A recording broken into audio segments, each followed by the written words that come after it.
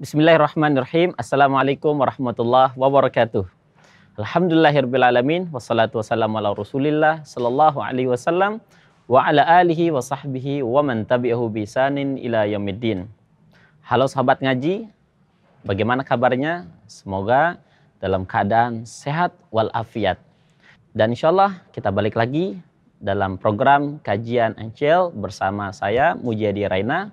Kali ini kita akan membahas tentang tema musafir dan Ramadan.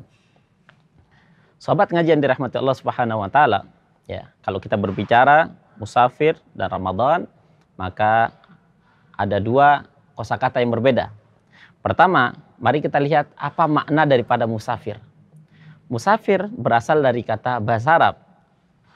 Dasar katanya adalah safara yusafiru, yaitu orang yang berjalan, atau orang yang keluar dari tempat satu ke tempat yang lain. Nah, ini yang dimaksud dengan musafir. Kemudian ketentuan musafir bagi orang yang berpuasa, maka ada hukum dalam hukum fikih namanya hukmul musafir lis-shaimin, yaitu hukum bagi orang yang bersafir ketika dia menjalankan puasa.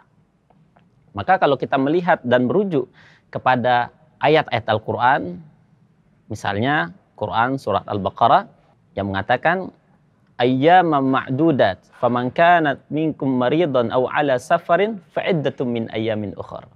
Ini adalah landasan dalil bahwasanya orang yang berperjalanan dari tempat satu ke tempat yang lain, maka boleh baginya untuk mengqadha. Ya, mengqadha maknanya itu adalah melakukan puasa di luar Ramadan karena dia sedang melakukan musafir. Maka mungkin kita sebagian bertanya, lantas apa syarat dan ketentuan bagi orang yang sedang berpuasa kemudian dia musafir? Maka para ulama fikih, diantaranya adalah mazhab Syafi'i, memberikan isyarat.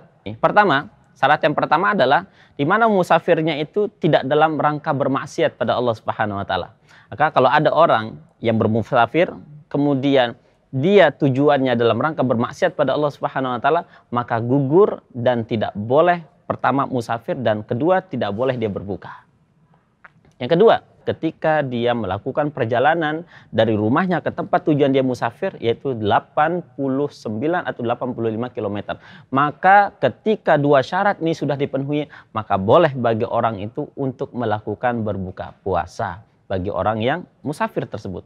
Lantas bagaimana yang harus dia lakukan? Maka dia harus mengqadha di hari yang lain sebagaimana ayat yang mengatakan faman kana minkum maridan aw ala safarin fa'iddatun min ayyamin ukhar. Maka dia lakukan di hari-hari selepas daripada bulan Ramadan itu sendiri. Sobat ngaji yang dirahmati Allah Subhanahu wa taala, ada beberapa kesalahpahaman di antara kita ini ketika misalnya saya mau musafir ke Jawa misalnya, tetapi musafir saya ini ya tidak seperti musafir di zaman Nabi. Kenapa? Karena musafir di zaman Nabi itu menggunakan kendaraan seadanya, ya, menggunakan fasilitas seadanya. Pada saat itu mungkin kita tahu tidak seperti hari ini. Hari ini kita bisa menggunakan kendaraan mobil, ya. Kita mungkin bisa menggunakan kendaraan pesawat yang itu jauh lebih asyik dan lebih memadai. Tetapi di zaman Nabi SAW itu penuh dengan masyaqqah. Masyaqqah itu apa? Kesukaran yang begitu luar biasa. Sehingga bagaimana konteksnya hari ini bagi orang yang musafir, kemudian dia harus membatalkan puasanya padahal dia tidak ada masyaqqah atau kesukaran. Maka ayat Al-Quran mengatakan, wa antasumu khairul lakum in kuntum ta'lamun. Maka ayatnya menyebutkan bagi orang yang musafir dan tidak ada masyaqqah baginya, kesukaran baginya, maka hendaknya dia melakukan puasa jauh lebih baik. Maka dari itu, sobat ngaji yang dirahmati Allah Subhanahu wa taala, catatannya adalah bagi orang yang musafir kemudian sudah memenuhi syarat dan ketentuannya dan tidak ada masyaqqah pada dirinya, maka boleh dia melakukan berbuka.